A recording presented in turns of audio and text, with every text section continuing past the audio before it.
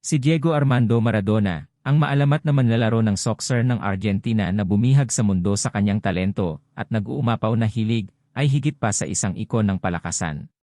Ang kanyang buhay ay minarkahan ng espiritualidad, paghahanap ng kahulugan, at malalim na koneksyon sa Santeria, isang African-American na relihiyon na nagbigay sa kanya ng kaaliwan, patnubay, at proteksyon.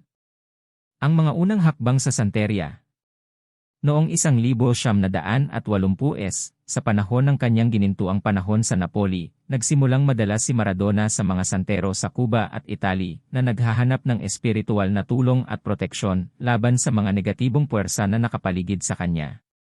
Nabighani sa kanilang mga paniniwala at ritual, pinasok niya ang mundo ng Santeria, tinanggap ang pangalang LDS bilang parangal kay Chang, ang mandirigmang Orisha, at isa sa pinakamahalaga sa relihiyong ito.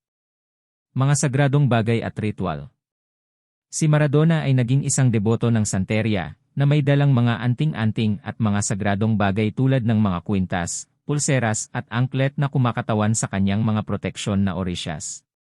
Sumailalim siya sa mga ritual at seremonya upang makakuha ng swerte, proteksyon at banal na patnubay, na naghahangad na palakasin ang kanyang espiritu at malampasan ang mga hadlang na kanyang kinakaharap sa kanyang personal at profesional na buhay. Ang impluwensya ni Santeria sa kanyang buhay.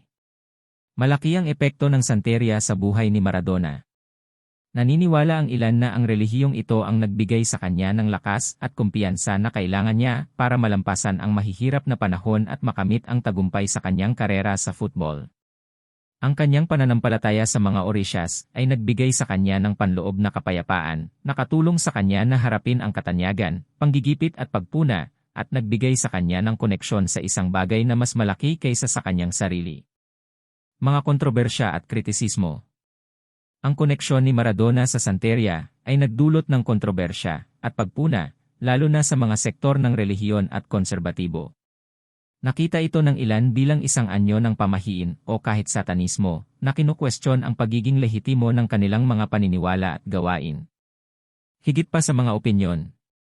Ano man ang mga opinyon sa Santeria, hindi maikakaila na ang relihiyong ito ay may mahalagang papel sa espiritual na buhay ni Maradona. Nagbigay ito sa kanya ng kaginhawahan, patnubay at proteksyon sa isang mundo kung saan madalas niyang nararamdaman na nag-iisa at mahina. Santeria bilang bahagi ng kanyang pamana. Ang relasyon ni Maradona kay Santeria ay bahagi ng kanyang masalimuot at kaakit-akit na kasaysayan. Ito ay isang salamin ng kanyang espiritual na paghahanap, ang kanyang pagiging bukas sa iba't ibang kultura at paniniwala, at ang kanyang patuloy na pakikibaka upang mahanap ang kahulugan at panloob na kapayapaan. Higit pa sa football, si Maradona ay isang taong naghahanap ng mga kasagutan, isang tao na nakatagpo ng kaginhawahan at patnubay sa pananampalataya, na nag-iwan ng hindi maalis na marka sa mundo ng Santeria at kulturang popular.